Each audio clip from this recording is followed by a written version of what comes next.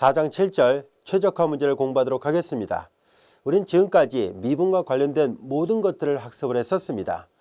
극대 극소, 최대 최소 이런 것은 말할 것도 없고 우리는 앞에 두 절을 통해서 그래프의 개형을 그리는 것까지도 공부를 했었습니다. 이와 같이 우리가 지금까지 배웠던 미분과 관련된 모든 것들을 이용해서 우리는 실생활에 이와 같은 미분을 어떻게 활용할 수 있는지를 알아보려고 합니다. 여러분들이 보면 알 수 있듯이 여러 예제를 통해서 보면 알 수 있듯이 꽤 많은 분야에서 우리가 지금까지 배웠던 미분을 활용할 수 있구나 하는 것을 알 수 있을 겁니다.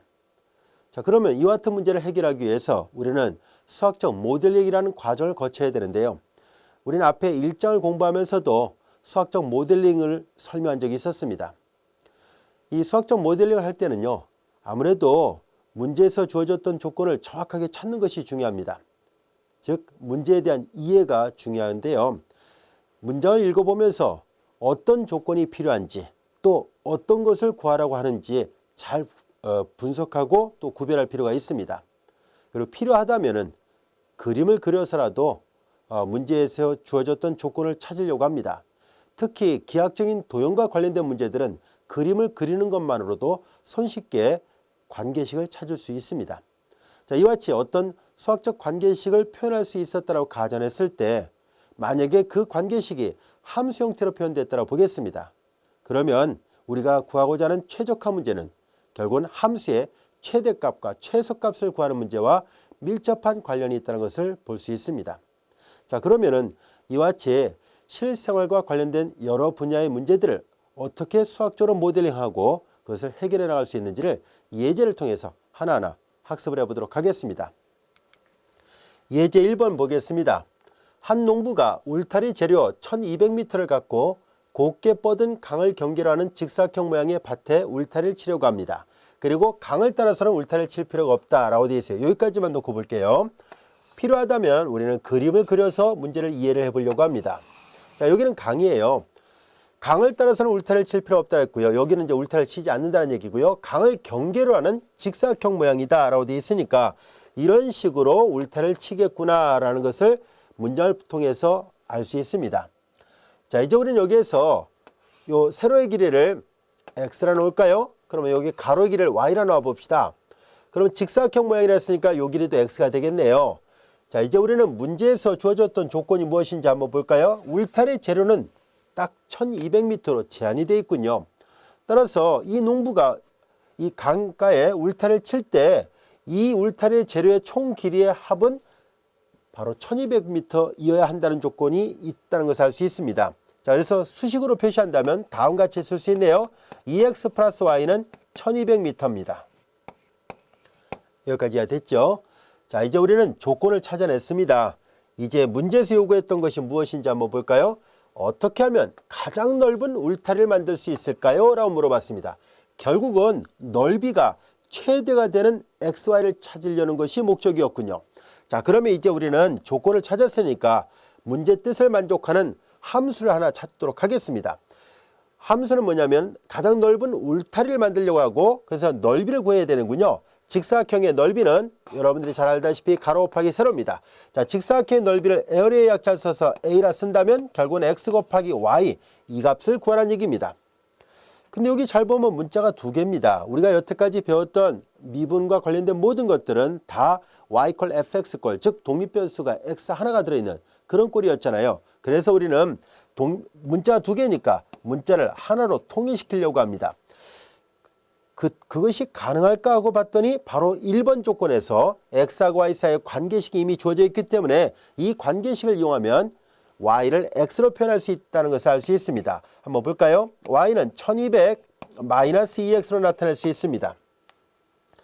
자, 이 식을 전개해 볼까요? 이 식을 전개해 보면은 마이너스 2x의 제곱 플러스 1200x가 되네요.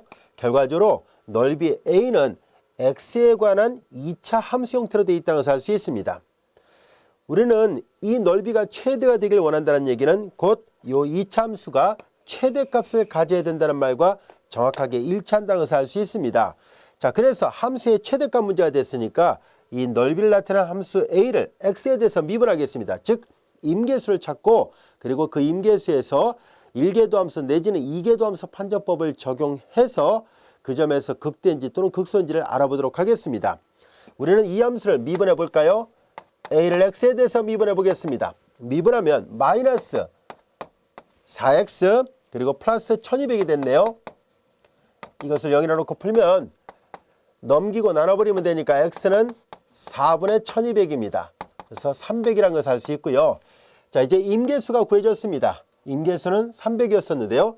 자, 이 점에서 그 값을 갖는지를 알아보기 위해서 이계도함수 판정법을 써보겠습니다. 한 번 더 미분해 볼까요? 그러면 마이너스 4가 나왔습니다. 이것은 상수니까 어떤 값을 집어넣어도 항상 음수란 것을 알 수 있습니다. 이계도함수가 음수였다는 얘기는 여러분들이 잘 알다시피 이계도함수 음수면은 아래로 오목이라는 뜻이에요. 다시 말해서 그래프 윤곽이 이렇게 돼 있어야 됩니다는 얘기예요. 그 임계수에서 x가 300일 때 그 임계수에서 아래로 오목입니다는 얘기예요. 그럼 x가 300이면은 자, 이제 아래로 오목이니까 여기가 극대가 되겠죠. 자, 여기 요 점이 극대가 되는데요. 자, x가 300이면 여기다 대입을 해 볼까요? 300을 대입하면 2, 3, 600 넘어가니까 1200에서 600 빼니까 600. y도 600이 되는군요. 그럼 x가 300이고 y는 600 이렇게 되는군요. 이와 같이 300하고 600이 구해졌습니다. 자, 이때 x가 300일 때 여기다가 대입을 하면은 여기다 대입할까요? 이게 더 간단해 보이네요. 300도 600도 여기다 놓으면 3, 6, 18 그러면 18이 되고 공이 4개 붙네요. 그래서 자, 이제 이 함수는 x가 300일 때 극대값 18만 단위를 붙이면 평방미터가 돼요. 넓이를 나타내니까요. 자, 근데 이 점에서 극대이자 곧 최대라는 것을 알 수 있습니다. 왜 그러냐면은 자, 이 x는요. 지금 이 함수가 x만의 함수인데 이 x는 0보다 커야 된다고 알 수 있습니다. x가 0이 돼 버리면은요. 직사각형이 나오질 않습니다. 직사각형 모양이라 했으니까 울타리를 칠 수가 없죠. 질 때는 직선밖에 안 나오니까요. 그래서 얘는 x가 0보다 커야 되겠구나 라는 것을 알 수 있습니다. 그리고 x가 1200이 돼서도 안 돼요. 왜냐면 x가 1200이 되어버리면은 x가 1200이 양옆에 x가 있으니까 600을 넘지 못하겠군요.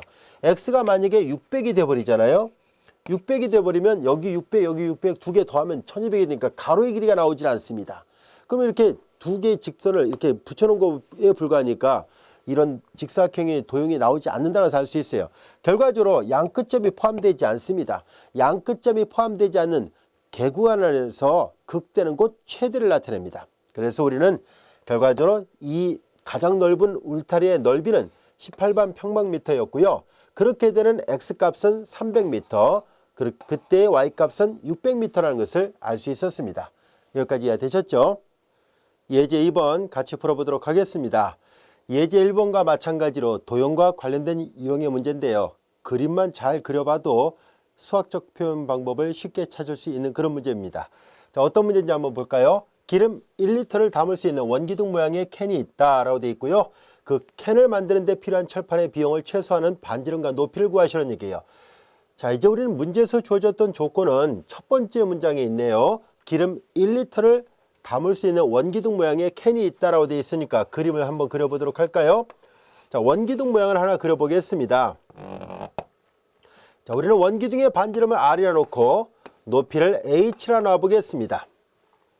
그럼 이 원기둥 모양의 부피는 볼륨의 약자를 써서 편의상 V라 써볼까요? 여러분들이 잘 알다시피 파이 R의 제곱 H로 표현된다는 것을 알 수 있죠.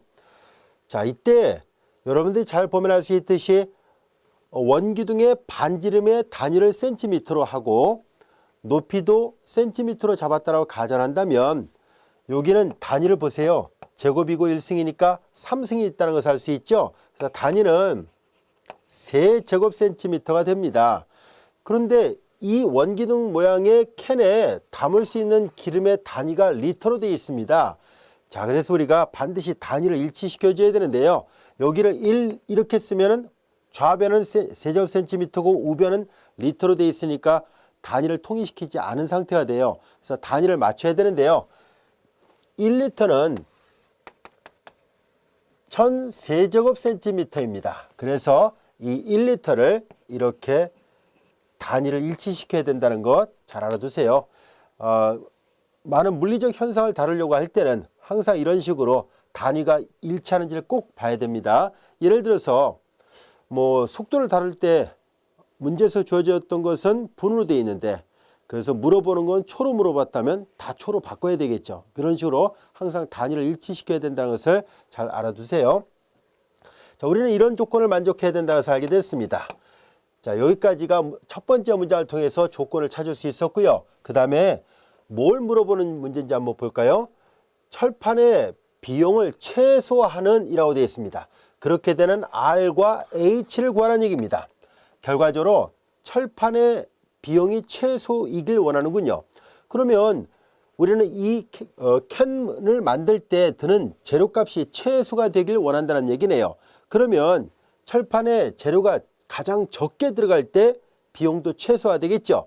자, 그래서 우리는 이와 같은 전개도를 왼쪽에 있는 원기둥을 전개도를 그려보겠습니다. 자, 이제 물건을 담아야 되니까 밑에 원판과 위에 뚜껑, 원판 이렇게 두 개가 있다는 것을 알 수 있어요. 자, 이제 이 원 기둥에 반지름을 R이라 썼으니까 이 두 원의 반지름은 R입니다. 자, 그리고 이제 높이가 H라고 했었으니까 여기가 H가 될 것이고, 그 다음에 이제 이 직사각형의 가로의 길이는 이 그림을 보면 알 수 있듯이 이 반지름이 R이 되는 원 둘레의 길이와 일치한다는 것을 알 수 있죠. 자, 그래서 여기가 2파이 R이어야 한다는 것을 알 수 있습니다. 자, 그러면 이제 이 재료의 넓이는 바로 두 개의 원의 넓이와 하나의 직사각형을 더하면 된다는 것을 알 수 있네요. 우리는 단면의 넓이를 surface area 약자를 써서 S라 써보겠습니다. 그러면 원판의 넓이는 파이 R의 제곱이고 이게 두 개가 있어야 되겠네요. 그리고 플러스 그리고 이 직사각형의 넓이는 2파이 RH와 같이 됩니다. 근데 여기 보면 문자가 두 개예요.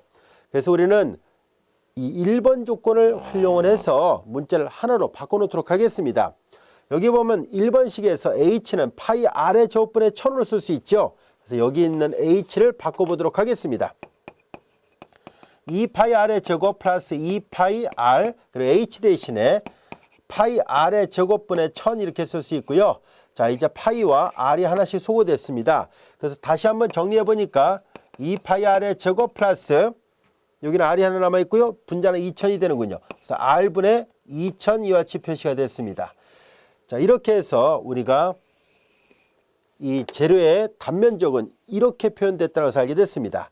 결과적으로 이 넓이가 최소화 될 때 재료값이 최소가 나오겠군요. 자, 그래서 우리는 결과적으로 이 R로 표시되는 이 함수의 극값을 조사를 해보도록 하겠습니다. 먼저 임계수를 구하기 위해서 S를 R에 대해서 미분해 보겠습니다.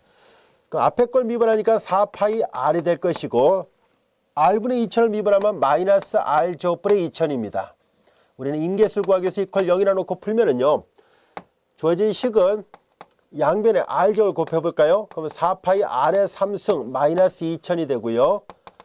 이 값을 0으로 하는 R을 구하려고 합니다. 넘기고 나눠버리면 파이 R의 3승은 4분의 2000이 같이 되고요. 자, 우리는 주어진 식은 여기 500이 되겠네요. 자, 그리고 양변을 또 파이로 나눠버리니까 R의 3승은 파이분의 500이 됐습니다. 여기까지도 이해됐죠? 자, 우리는 R을 계산해 보니까 세제곱근 파이분의 500이군요. 자, 우리는 여기에서 이 값은 임계수일 뿐입니다. 그냥 미분에서 0이 되는 점을 찾았을 뿐이에요. 이 점에서 그 값을 갖는지를 알아보기 위해서 1계도함수 판정법 또는 2계도함수 판정법을 적용을 해보도록 하겠습니다. 1계도함수 판정법도 편하긴 합니다만 2계도함수가 쉽게 구해진다면 2계도함수 판정법을 써서 구하는 것도 한 방법이에요. 자, 우리 2계도함수를 한번 구해보도록 할까요? 한 번 미분한 이 식을 하나 더 미분해 보겠습니다. S를 R에 대해서 한 번 더 미분하니까 4파이 R을 미분하니까 4파이가 됐습니다. 그리고 이거 미분하기 좋게 지수로 바꿔 볼게요. 마이너스 2000 그리고 R의 마이너스 2승인데 미분하면 마이너스 플러스 4000 곱하기 R의 마이너스 3승이죠. 이것은 R의 3승분의 4000 이런 뜻입니다. 자, 이제 우리는 여기에서 두 번 미분한 게 이와 같이 됐으니까 이 식에다가 이 R의 값을 대입해 보도록 하겠습니다. 그러면 이계도함수의 부가 필요하거든요. 이계도함수의 부가 양수라면 위로 오목이고요. 따라서 그 임계수에서 극수를 갖습니다. 이계도함수 값이 만약에 음수가 나온다면 아래로 오목이 돼가지고 그 점에서 극대를 갖게 됩니다. 자, 그래서 우리는 이 이계도함수의 부가 어떻게 나오는지를 한번 살펴보려고 해요. 요 아래 값을 여기다 대입했다라 볼 거예요. 앞에 상수 4파이가 됐고, 자, 여기 보니까 이게 R의 3승의 역수군요. R 3승 자체가 여기 있으니까 이거 역수를 취하면 되네요. 500분의 파이. 500분의 파이 곱하기 4000입니다. 자, 그러면 이거 약분되네요. 그러면 주어진 식은 이거 약분하니까 8이 되네요. 8파이. 8파이 더하기 4파이니까 12파이가 됐습니다. 12파이 양수군요. 자, 그럼 이계도함수가 양수라면 앞서도 설명한 것처럼 이계도함수 양수면 위로 오목이 됩니다. 위로 오목 이렇게 돼요. 그래서 결과적으로 그 임계수에서 극소값을 갖는다고 할 수 있습니다. 이계도함수가 양수면 위로 오목, 그래서 극소값을 갖고요. 자, 이계도함수가 만약에 음수면 아래로 오목이에요. 아래로 오목. 이렇게 생깁니다. 그래서 거기서 극대를 갖습니다. 지금 양수니까 극소값을 갖는다는 것을 알 수 있어요. 자, 그리고 이제 이 함수 S의 그래프를 그려보면은 예를 들어서 우리가 극한을 취한다든가 이런 모든 것들을 다 조사를 해보면은 분모가 여기 되면 불능입니다. 자, 그래서 극한을 취해보고 여러 가지 그래프의 개형을 그려보는 것을 살펴보면 이 점에서 극소이자 곧 최소란 것을 알 수 있습니다. 그래프 그리는 것을 생각하도록 하겠습니다. 자, 그래서 R이 세제곱근 파이분의 500일 때 극소이자 곧 최소값을 갖습니다. 최소값을 갖습니다. 최소한은 반지름과 높이까지 구해야 되니까 일단 반지름은 구했습니다. 높이도 마저 구해야 되겠네요. 자, 높이는 요 식에서 h는 파이 r의 제곱분의 1000 이와 같이 되어 있습니다. 자, 그래서 높이도 마저 계산해 보겠습니다. h는 파이 r의 제곱분의 1000이에요. 자, 그럼 여기다가 계산해 볼까요? 파이분의 1000 이와 같이 됐고, r의 제곱의 역수군요. r의 제곱의 역수예요. 그럼 곱하기 여기는 r의 제곱이니까 파이분의 500 이거의 3분의 1승의 제곱이잖아요. 그러니까 3분의 2승의 역수니까 이와 같이 되는군요. 여기까지 이해됐죠? 자, 이제 좀 정리를 해보도록 할까요? 이 숫자랑 비슷하게 만들기 위해서 1000은 500 곱하기 2라 쓸 수 있죠. 자, 이렇게 따로 띄어서 써보겠습니다. 그 다음에 이제 이 식을 계산하는데요. 이거 역수니까 이렇게 쓰면 되겠네요. 500분의 파이에 전체 3분의 2승이라 쓰면 되겠네요. 여기까지도 이해됐죠? 또 이해를 돕기 위해서 한 번 더 계산을 해보도록 할까요?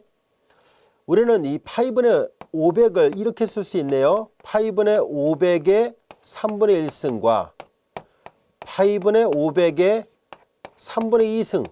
그럼 지수법칙 적용하면 1승이 나옵니다. 자, 그리고 여기에는 이 뒤에 거 500분의 파이의 3분의 2승 이렇게 써보겠습니다. 썼어요.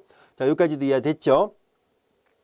자, 그럼 이제 이들을 계산해 보도록 할까요? 2이고 여기는 파이분의 500의 3분의 1승이니까 세제곱근 파이분의 500 이렇게 쓸 수 있고요. 자, 얘네들은 지수법칙 적용합니다. 지수를 묶어내니까 파이분의 500, 500분의 파이 서로 소구돼서 1. 1의 제하분이 몇 승 해봤자 1이죠. 이것만 남네요. 그런데 세제곱근 파이분의 500은 R과 같습니다. 그래서 여기가 2R이 되는군요. 이해됐나요? 그래서 R은 이거일 때 최소가 되는데 그때 높이는 R의 2배가 돼야 됩니다라는 얘기예요. 즉 여기가 하나 정해지면 이 길이의 2배가 돼야만이 기름 1리터를 담을 수 있는 원기둥 모양에서 철판의 비용이 최소화됩니다라는 얘기예요. 이 원기둥 모양의 캔을 만들 때 철판의 비용이 최소가 되는 반지름과 높이의 비율은 1대2라는 것을 알게 됐습니다. 여기까지 이해되셨죠? 자, 이와 같이 우리가 도형과 관련된 문제들은 그림을 그려보면 좀 더 수월하게 문제를 해결할 수 있습니다. 또 이어서 예제 3번을 같이 한번 풀어보도록 하겠습니다. 예제 3번을 풀기에 앞서서 우리 교재에 보면 다음 같은 성질이 하나 있는데요. 이거 별로 어려운 성질이 아니라서 여러분들이 다 잘 알고 있을 텐데요. 최대값과 최소값에 대한 1차 도함수의 판정법이라는 건데요. 만약에 한 번 미분한 게 양이고 어느 특정한 점보다 예를 들어서 그 점을 C라 놓을게요. 여기 C가 있는데 X가 C보다 작을 때 F'이 양이면 그래프 증가하죠. C보다 클 때 F'이 음이면 감소하죠. 그러니까 그 점에서 당연히 최대값이 구해집니다라는 얘기예요. 자, 그 다음에 이제 역시 마찬가지로 C라는 점에서 이 점보다 작은 모든 X에 대해서 F'이 이 점보다 작은 모든 X에 대해서 F'이 0보다 작으면 감소하거든요. 그리고 이 점보다 큰 모든 X에 대해서 F'이 양이면 증가죠. 그러니까 이 점이 최소가 되는 게 맞습니다. 이건 보다시피 모든이란 말이 붙어 있거든요. 이렇게 모든. 그래서 결과적으로 극소이자 곧 최소가 될 것이고 극대이자 곧 최대가 됩니다. 이 점보다 작은 모든 X에 대해서 증가만 하고 이 점보다 큰 모든 X에 대해서 감소하니까 극대이자 곧 최대예요. 여기도 마찬가지고요. 이 정리는 충분히 이해할 수 있는 아주 쉬운 정리입니다. 앞으로 이제 도형과 관련된 많은 최적화 문제를 다룰 때는 이 원리를 적절하게 활용하도록 하겠습니다. 자, 이제 예제 3번을 살펴보도록 하겠습니다. 포물선상에서 한 점에 가장 가까운 점을 구해보시오라는 얘기입니다. 우리는 대략적으로 그래프를 한번 그려보도록 할까요? 이 그래프는 y제곱 이퀄 2x니까 이런 모양의 그래프입니다.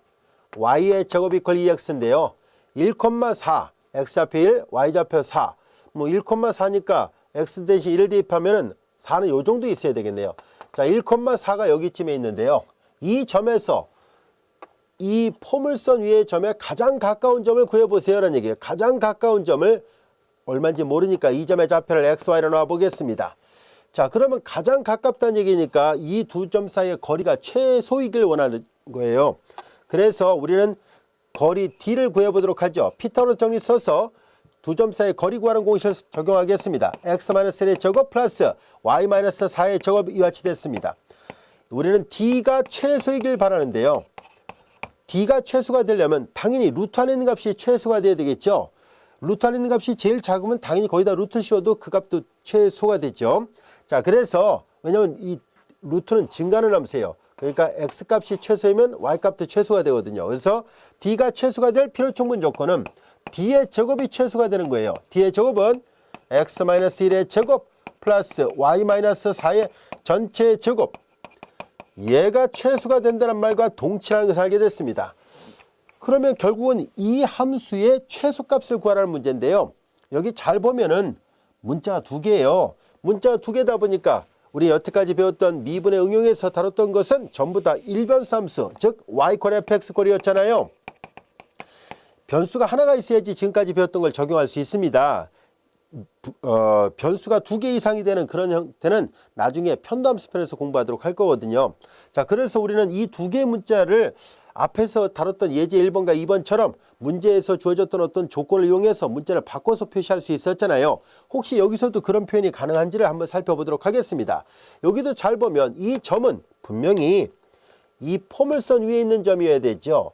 그러니까 이 포물선 위에 있는 점은 반드시 이런 관계를 만족해야 된다고 해서 알 수 있습니다. 그래서 x하고 y는 서로 이런 관계에 있었으니까 이 식에서 x는 2분의 y제곱으로 표현할 수 있구나 하는 것을 알 수 있습니다. 얘를 여기다 대입하도록 하겠습니다. 그러면 이 뒤의 제곱은 다시 쓰면 x 대신에 2분의 y의 제곱 마이너스 1 전체 제곱 플러스 그리고 y-4의 제곱이라서 이 전체적으로 본다면 y에 관한 함수라는 것을 알 수 있습니다. 그래서 d의 제곱이 y에 관한 함수가 됐어요. 우리 편의상 이 d의 제곱 표시를 하지 말고 얘를 마치 y만의 함수니까 fi랑 놓겠습니다. let은 놓았다는 뜻으로 그냥 쓴 것뿐이에요. 자, 이제 갑자기 등호가 생긴 게 아니라 계산의 편리성을 고려해서 이렇게 놓고 문제를 풀겠다는 뜻으로 사용하는 수학에서 그냥 암묵적으로 많이 쓰는 기호 표기 중에 하나입니다. 갑자기 등호가 나오면은 그냥 계산상으로 나온 게 아니라 그냥 놓은 거라는 뜻으로 사용한 것뿐이에요. 자, 이제 우리는 여기에서 이 주어진 식을 잘 보면 y에 관한 4차함수예요. 전개를 해볼게요.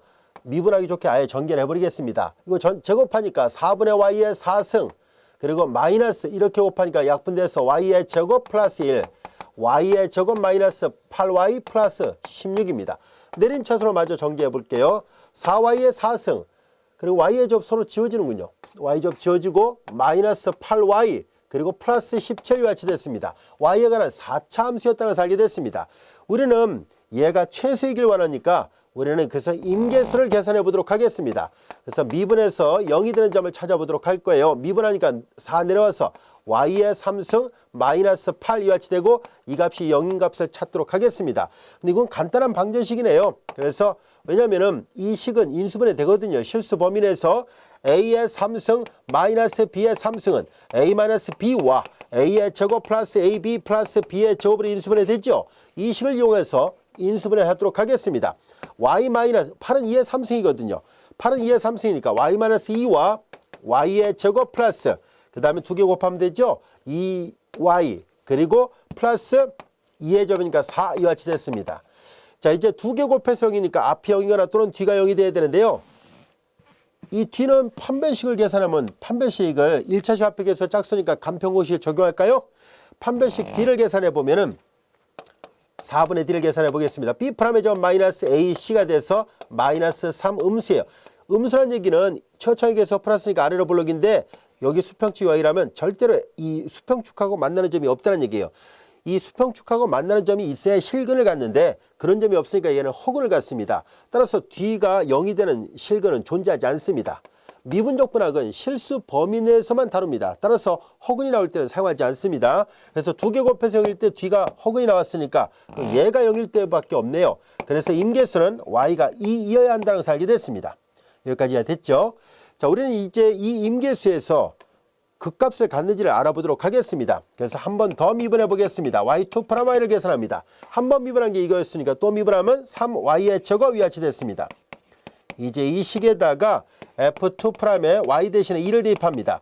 2의 제곱은 2는 4, 3, 12 양수군요. 두 번 미분한 게 양수란 얘기는 여러분들이 잘 알다시피 이렇게 되면은 위로 오목이에요. 얘처럼 위로 오목입니다. 위로 오목이고요. 그 다음에 한 번 미분한 식에다가 앞서 계산했던 판정법을 적용해 보도록 할 거예요. 이 식을 잘 보면 알 수 있듯이 2보다 작은 x에 대해서 도함수를 계산해 보면 음이 나온다는 것을 확인해 볼 수 있을 겁니다.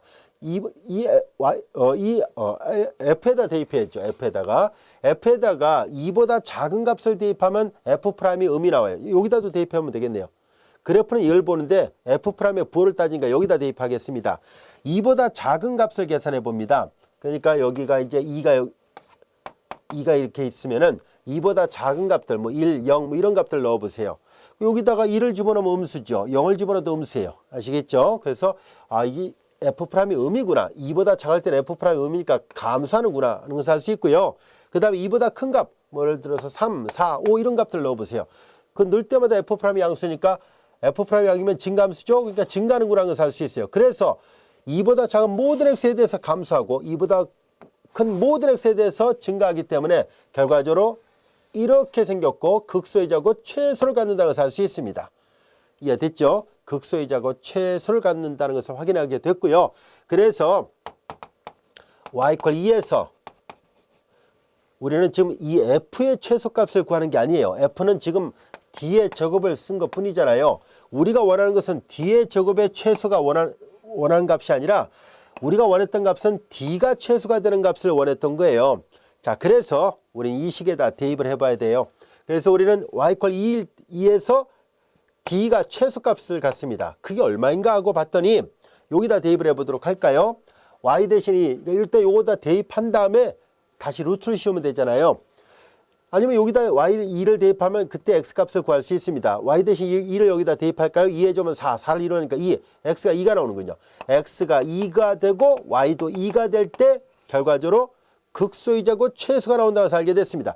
그 최소값이 얼마인지를 찾아보겠습니다. 이제 여기다 마저 쓸게요. x가 2이고 y가 2일 때 x = 2, y = 2일 때라고 씁시다. d는 최소값을 갖습니다. 그 값을 계산해 보니까 그대로 대입을 하겠습니다. 2에서 1 빼니까는 1에 좁혀봤자 1이고요. y 대신 2를 대입하면 2에서 4 빼면 마이너스 2에 접으니까 4. 그래서 루트 5가 최소값입니다. 이해됐죠? 그래서 이와 같이 도형과 관련된 문제의 최대 최소는 그림을 그려보고 식만 세우면 충분히 해결할 수 있다는 것을 알 수 있습니다. 그리고 아까 여기서 최소를 판정할 때 우리는 2보다 작은 모든 x에 대해서 항상 감소하고 2보다 큰 모든 x에서 항상 증가하니까 그래서 여기가 극소이자고 최소였다는 것도 알게 됐습니다. 이해되셨죠? 자, 이어서 예제 4번의 문제를 보도록 하겠습니다. 예제 4번의 문제는 수식을 표현할 때 조금 신경 써야 될 문제입니다. 뭘 물어보는지를 정확하게 이해하고 식을 세우고 또 풀어야 되는데요. 자, 어떤 문제인지 한번 살펴보도록 할게요.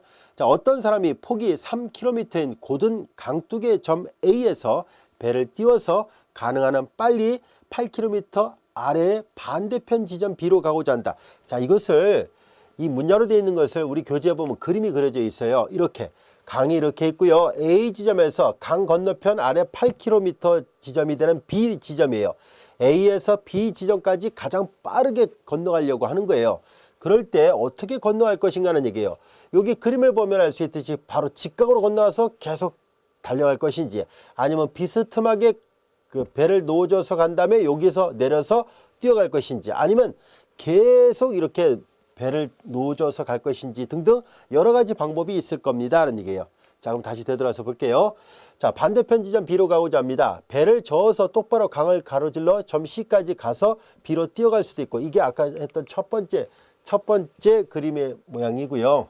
그 다음에 직접 B로 배를 저어 갈 수도 있으며 B로 직접 배를 저어서 갈 수 있으며 또한 C와 B 사이 어느 점 D로 저어가서 B로 뛰어갈 수도 있다. C와 B 사이니까는 C와 B 사이 여기까지 배를 저어가서 그 다음에 뛰어가자는 얘기예요. 자, 이제 여러 가지 방법이 있을 수 있는데 자, 이제 조건이 있습니다. 여기까지 이제 가능성을 얘기한 것 뿐이고요. 자, 이제 여기서부터 이제 본격적으로 조건이 나오네요. 만일 배를 놓아져 가는 것은 시속 6km로 가고 그 다음에 달려가는 것은 시속 8km로 달려간다고 가정했을 때 한 점 B에 가능한 빨리 도달하기 위해 배를 어디에 대야 될까요? 라는 얘기예요. 가능한 한 가장 빨리 도달한다는 얘기는 시간이 최소이길 바란다는 얘기잖아요. 그러니까 이 관계식을 이 그림을 통해서 우리는 뭘 찾아야 되냐면은 시간의 함수를 찾아야 됩니다. 가장 빠르게 도착하길 원하니까요. 자, 그래서 그리고 또 조건이 있네요. 물의 속도는 사람이 노를 젓는 속도와 비교하여 무시할 수 있다라 하자는 얘기예요. 자, 그래서 우리는 어느 지점까지 가야 될지를 알 수가 없으니까 이 그림을 통해서 볼까요? 자, 이제 여기서부터 여기까지 거리를 뭔지 모르니까 x 킬로미터라 해보겠습니다.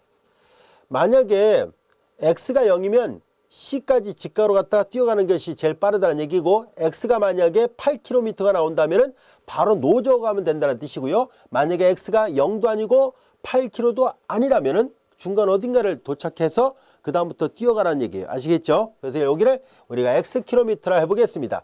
그러면은 남은 거리는 이 사람이 달려가야 될 남은 거리는 이 빨간색 선분의 길인데 8-x 킬로미터를 뛰어가야 되죠.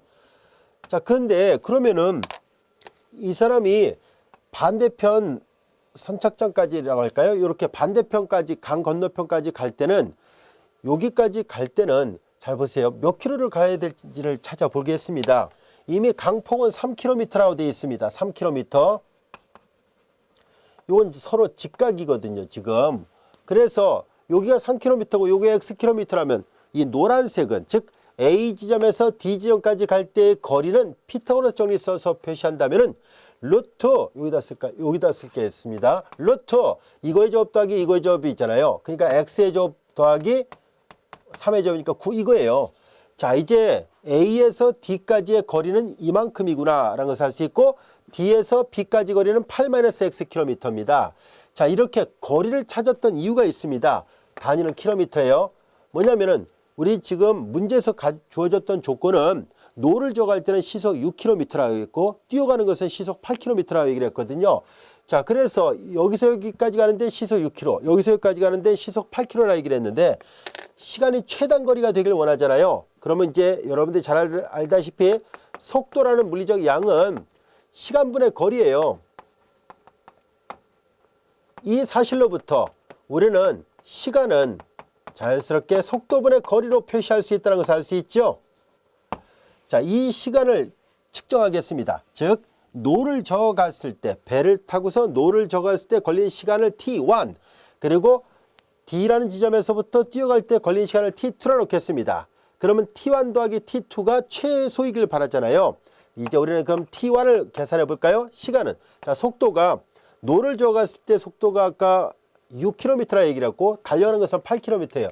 그래서 이제 A에서 D까지 노를 저어갈 때 속도는 6, 단위는 생략하겠습니다. 거리는 루트 x의 제곱 플러스 9예요. 그 다음에 이제 뛰어가는 것은 시속 8km라 얘기를 했었고 속도, 거리는 8-x 이렇게 됐습니다. 여기까지 이해됐죠? 따라서 우리는 이 두 시간이 더해졌을 때 가장 최소이길 원합니다. t1과 t2를 더하겠습니다. 6분의 루트 x의 제곱 플러스 9 플러스 8분의 8 마이너스 x 이렇게 되는데 이 두 개를 더한 것은 다 같이 x만의 함수니까 편의상 fx라 놓겠습니다. 결과적으로 이 fx가 최소이길 바란다는 것을 알 수 있습니다. fx가 최소가 되도록 하는 x를 찾겠습니다. 즉 강 건너 어디 지점까지 노를 저어가야 될지를 찾아보자는 얘기입니다. 얘가 최소인 것을 찾도록 하자는 얘기예요. 최소이어야 한다는 얘기예요. 그래서 앞에서 했던 것처럼 임계수를 찾도록 하겠습니다. 자, 임계수를 구해보도록 하죠. 자, 미분에서 0이 되는 점을 찾도록 하겠습니다. f'을 구해볼까요? f'x를 구합니다. 자, 이제 얘를 미분하죠. 루트 함수 미분합니다. 여기 이제 6분의 1은 변수 앞에 곱해진 상수니까 안 없어지고요. 루트 함수를 미분하니까 2배 루트 분의 1, 그리고 합수함수 안에 것도 미분하니까 2x와 같이 됐습니다. 그리고 이제 얘를 미분할 때요. 이거는 여러분들 보면 알 수 있듯이 이거 1 마이너스 8분의 x잖아요. 1 마이너스 8분의 x. 이거 미분하면 0이고 얘 미분하면 마이너스 8분의 1입니다. 자, 정돈하겠습니다. 이제 이렇게 됐고요. 이제 주어진 식은 뭐 이제 통분할까요? 6 루트 일단 따로따로 써봅시다. 6 루트 x제곱 플러스 9분의 x 마이너스 8분의 1 이렇게 되고요. f'이 0이 되는 점을 찾도록 하겠습니다. 자, 이제 이 방정식을 풀면 되겠네요. 그러면은 통분하지 말고 직접 계산하겠습니다. 8분의 1 넘겨요. 그러면 이제 주어진 식은 6 루트 x의 제곱 플러스 9분의 x는 이퀄 8분의 1이 되고 양변에 6을 곱하겠습니다. 그럼 8분의 6 이렇게 되죠. 정돈하겠습니다. 2로 약분하니까 4분의 3이 같이 됐어요. 그리고 이제 대각선끼리 곱한 게 같아야 되잖아요. 그러니까 4x 이퀄 3 루트 x의 제곱 플러스 9이어야 되고요. 양변을 제곱하겠습니다.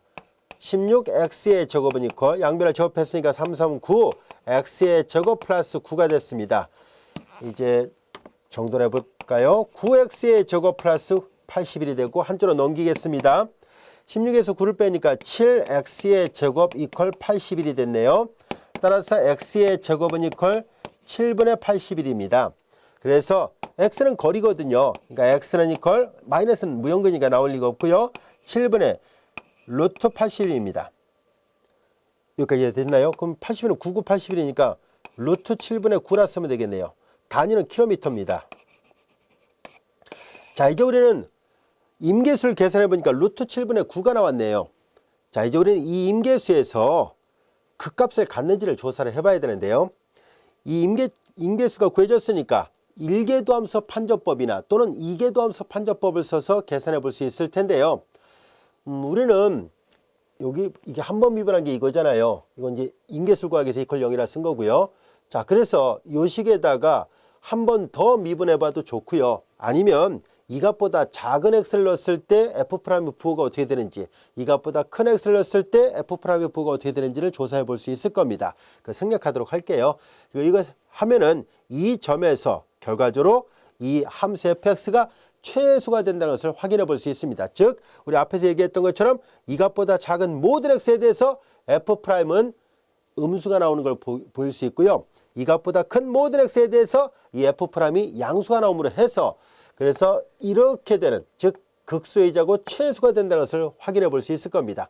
아니면 이계도함수 판정법을 써도 돼요. 그건 생략하도록 할게요. 자, 그래서 x가 루트 7분의 9일 때, 즉 그 말은 뭐냐면 이 D라는 지점이 여기서부터 여기까지 올 때가 루트 7분의 9km라는 얘기예요.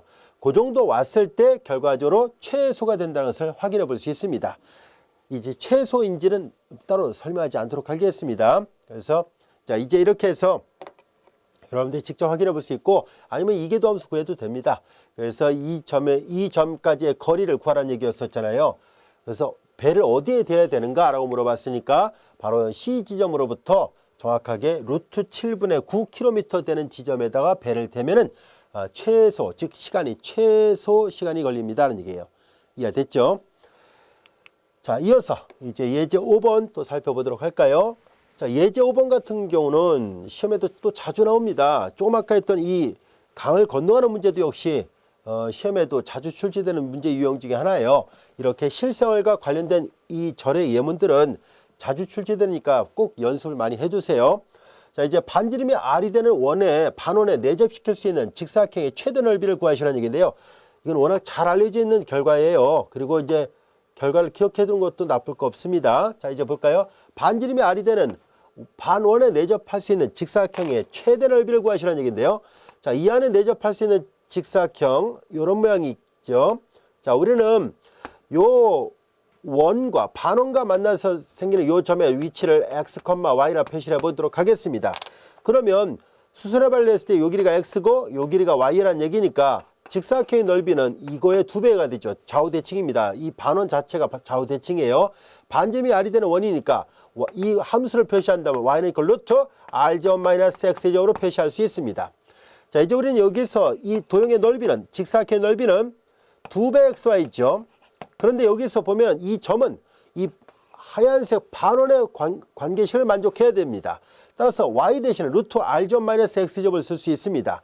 그래서 2x y 대신에 루트 r제곱 마이너스 x제곱 이렇게 쓸 수 있고요. 이걸 직접 미분하는 것보다는 안에다 대입해서 미분하는 게 더 나아요. 그래서 루트 안에 x를 제곱해서 집어넣겠습니다. 이 그림을 보면 알 수 있듯이 이 점을 일사분면에서 잡았으니까 x 양수고요. 얘가 양수면 루트 x제곱으로 표시할 수 있고, 같은 루트니까 한꺼번에 계산하면 되니까요. r제곱 x제곱 마이너스 x의 4승 이렇게 쓸 수 있습니다. 이제 이 넓이 a가 최대가 되려면은 당연히 루트 안에 있는 값이 최대일 때를 찾으면 됩니다. 아시겠죠? 자, 그래서 이 전체를 미분하는 건 번거로우니까 우리는 이 루트가 최대가 되려면 얘가 최대가 된다는 얘기는 앞에서 거리 구하는 문제랑 반대로 생각하면 되죠. 아까 그 거리가 최단 거리가 되려면 루트 안에가 최소가 되면 됐었는데, 지금 넓이가 최대가 되는 과정에서 루트가 나왔으니까 얘가 최대가 되려면은 앞서 얘기했죠. 무리함수는요, 이 루트 함수는 x가 클 때 커집니다. x가 커지면 커져요. 그러니까 루트 값이 최대가 된다는 얘기는 주어진 조건 안에서 이 루트 안에 있는 값이 최대일 때예요. 자, 이제 요 값이 최대가 되면 루트도 최대가 나옵니다. 자, 그래서 이렇게 될 필요 충분 조건은 a의 제곱, 즉 루트 안에 있는 값이에요. a 제곱이라 하지 말고 루트 안에 있는 함수를 합시다. 왜냐하면 이걸 다 제곱하면은 또 4가 나오고 그러니까 번거로우니까 이것만 계산한 다음에 나중에 여기다 대입할게요. 요 안에 있는 함수는 fx라 보겠습니다. fx는 근호 안에 있는 함수를 말합니다. r제곱 x의 제곱 마이너스 x의 4승이 얘가 최대가 되는 거와 동치라는 것을 알 수 있습니다. 그러면 이제 이 다항함수의 최대 최소를 구하는 문제가 되어버렸네요. 이제 얘를 이용해서 임계수를 구하도록 하겠습니다. 얘를 미분하면 2r의 제곱 x 마이너스 4x의 3승입니다. 이제 얘가 0이 되는 값을 찾아보도록 하지요. 자, 그러면 이제 여기에서 우리는 넘기고 나눠버리겠습니다. 그러면 4x의 3승, 이거 넘어갔고, 그 다음 넘어갔으니까 2r의 제곱 x가 됐고요. 자, 여기에서 x가 0이 돼버리면 당연히 직사각형이 나올 리가 없죠. 당연히 우리는 이 식에서 그림을 잘 보세요. x는 0보다 커야 된다고 할 수 있고, x는 r을 넘어서는 안 돼요. 만약에 x가 0이면 직선, x가 r이면 직선만 나오니까 직사각형이란 말을 할 수가 없습니다. 그래서 양 끝점이 포함되지 않고 있다는 것을 알 수 있어요. 이해됐죠? 사실 여기다 등호 넣는다 할지라도 0이에요. 넓이가 0. 그러니까 별 의미가 없죠. 그래서 아예 이제 빼버렸습니다. 책에는 저자가 이런 거 다 등호를 넣고 문제를 풀었는데요. 사실상 그러면 직사각형이 나오지 않으니까 애초에 그냥 아예 빼버리고 계산하도록 하겠습니다. 자, 이제 여기에서 x가 0이 아니거든요. 0이 아니니까 소구 가능하죠. 그러니까 여기서 따로 계산합시다. 4x의 제곱은 이퀄 2r의 제곱이고 4로 나눴으니까 x의 제곱은 이퀄 2분의 r제곱. 그래서 x는 플러스 마이너스 루트인데 x가 1, 4, 분면에서 잡았으니까 양수예요. 그러니까 플러스 루트만 나와요. 그러니까 루트 2분의 r이 되는군요. 이거 다 풀어보니까 x는 이퀄 루트 2분의 r이 나왔습니다. 루트 2분의 r이에요. 자, 이제 임계수가 찾아졌습니다. 자, 이 점에서 극대인지 또는 극소인지를 조사를 해보려고 하는데요. 우리 한 번 더 미분해 보도록 하겠습니다. 다항함수는 이계도함수를 쉽게 구할 수 있어서 이계도함수 판정법을 이용해서 계산해 보도록 하겠습니다.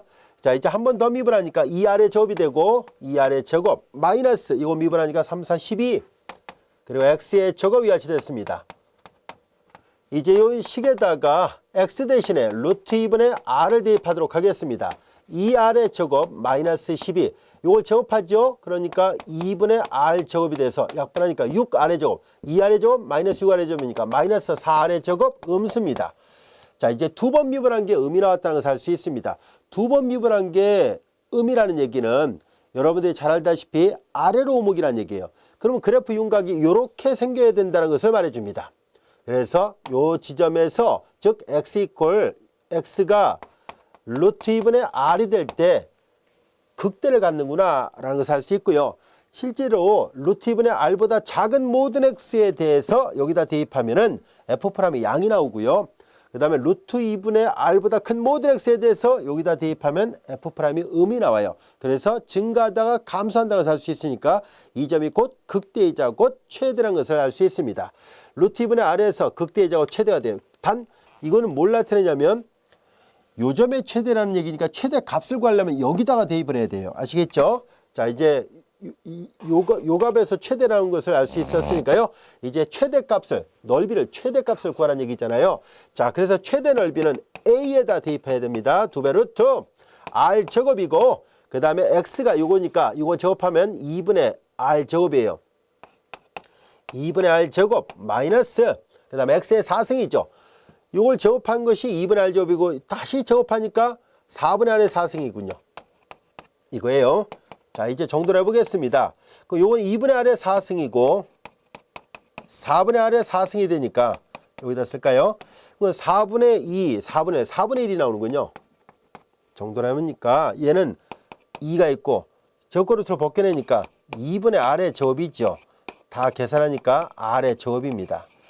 이 숫자는 기억해 두는 게 좋아요. 왜냐하면 이거 항상 일정하거든요. 그래서 반지름이 r이 되는 반원에 내접하는 직사각형의 넓이가 최대일 때 넓이는 저 원의 반지름의 제곱과 같습니다.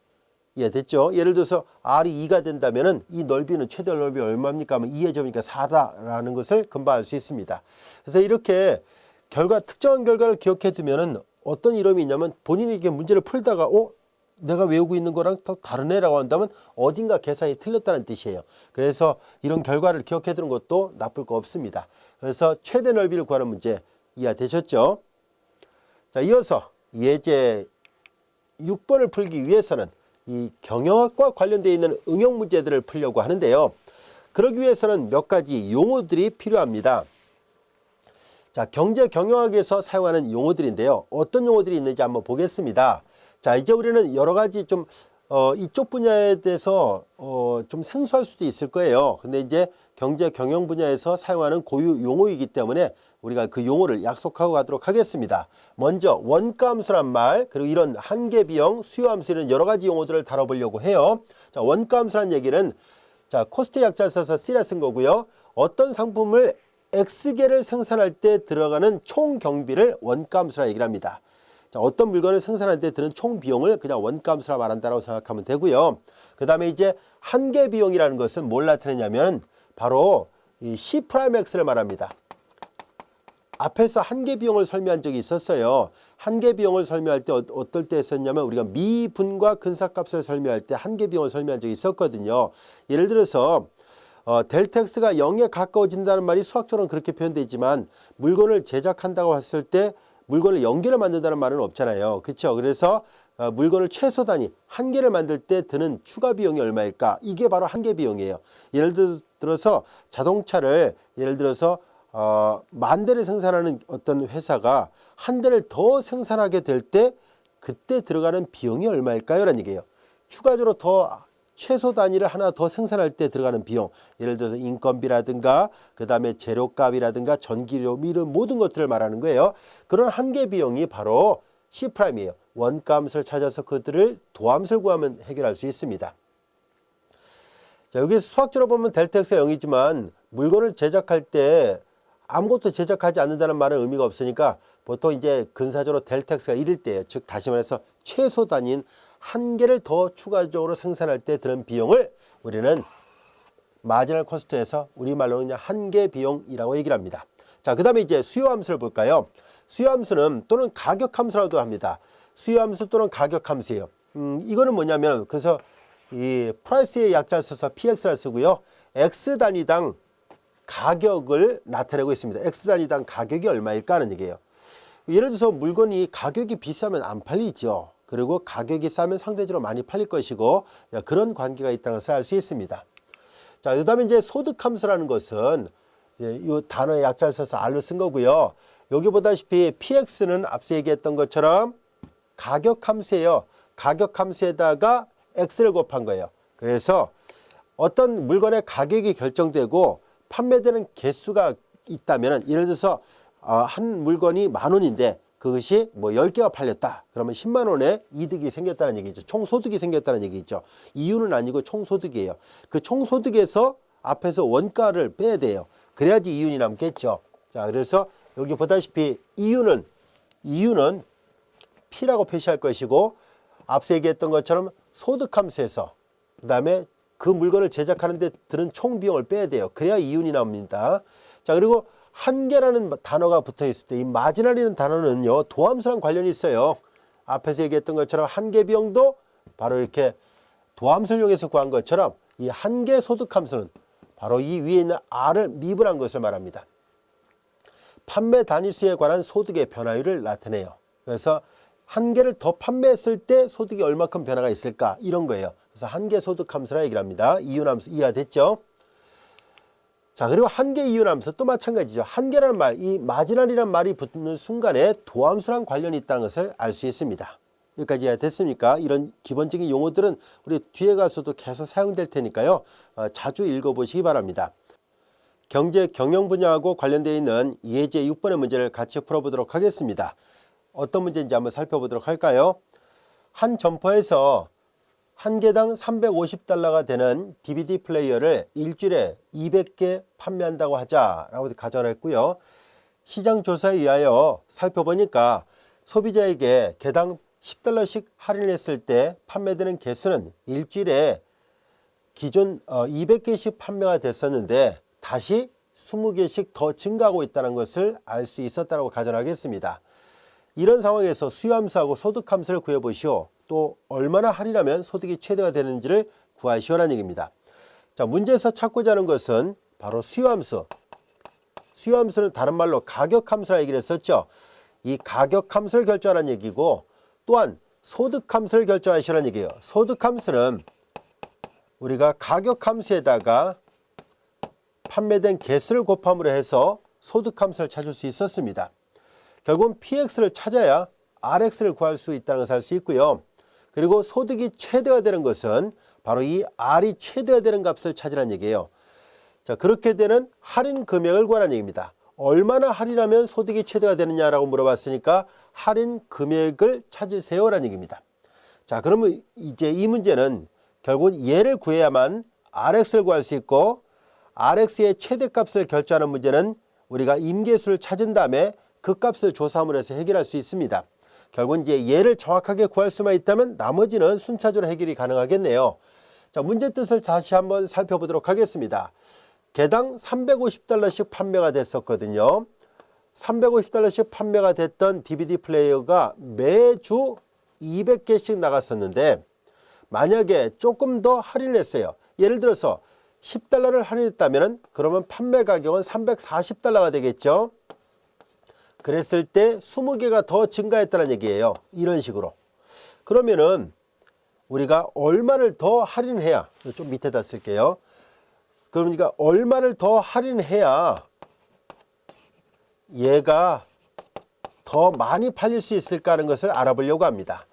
자, 이제 우리는 그러면은 우리가 일주일 동안 만약에 최대 DVD가 X개가 판매됐다라고 가정해 보겠습니다. 자, 여기서부터 풀이를 해볼게요.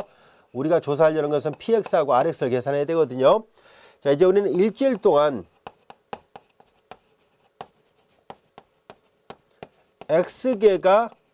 X개의 DVD 플레이어가 판매됐다고 가정하겠습니다.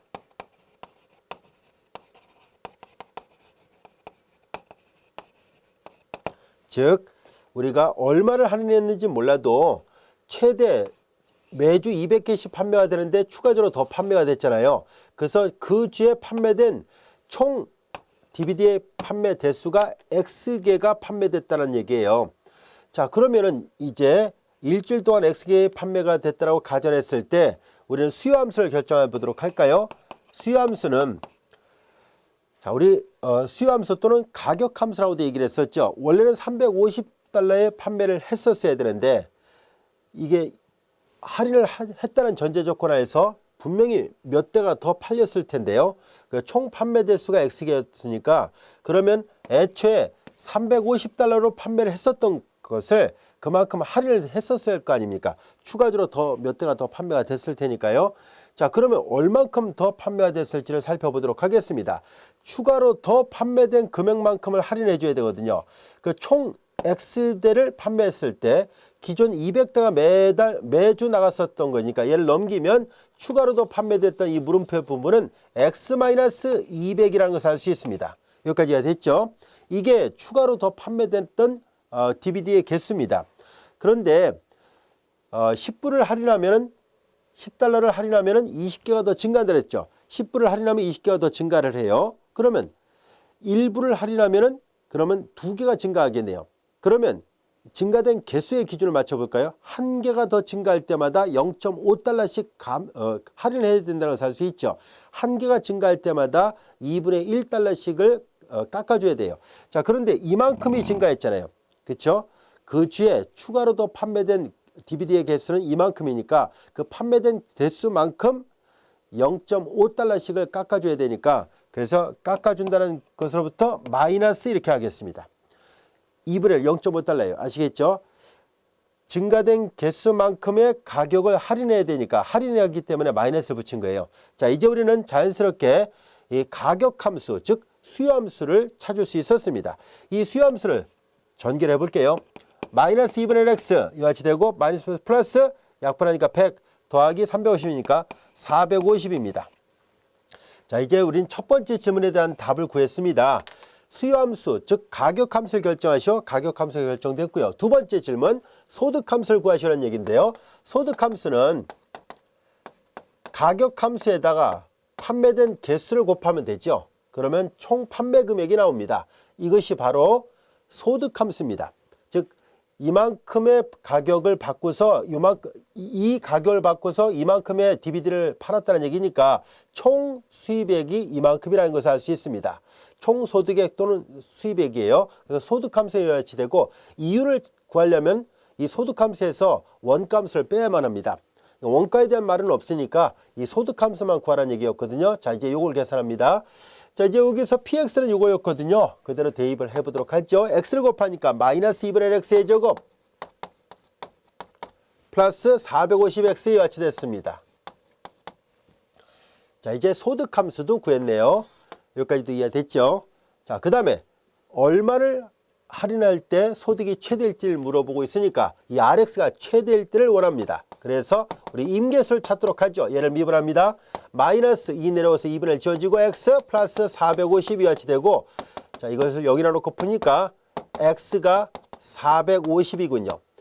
자, 그리고 우리는 이 식에서 이계도함수를 구해볼까요? 이건 임계수일 뿐이고 극대인지 극소인지를 아직 모르니까 한 번 더 미분해 보겠습니다. 이 식을 한 번 더 미분하니까 마이너스 1. 얘는 어떤 값을 집어넣어도 의미라는 얘기잖아요. 결과적으로 이계도함수 의미라는 얘기는 결과적으로 이 임계수에서 극대가 나온다는 것을 알 수 있습니다. 그래서 x 이퀄 450일 때 최대 소득이 얻어진다는 것을 알 수 있어요. 이때 RX가 최대입니다. 실제로 RX가 최대라는 것은 여러분들이 보면 알 수 있듯이 450보다 작은 X에 대해서는 얘가 양이 나오고 450보다 큰 X에 대해서는 음이 나오잖아요. 그러니까 450보다 작으면 알파면 양이니까 증가, 450보다 큰 X에 대해서 여기다 대입하면 양수가 450보다 큰 거에 대해서 음수가 나오잖아요.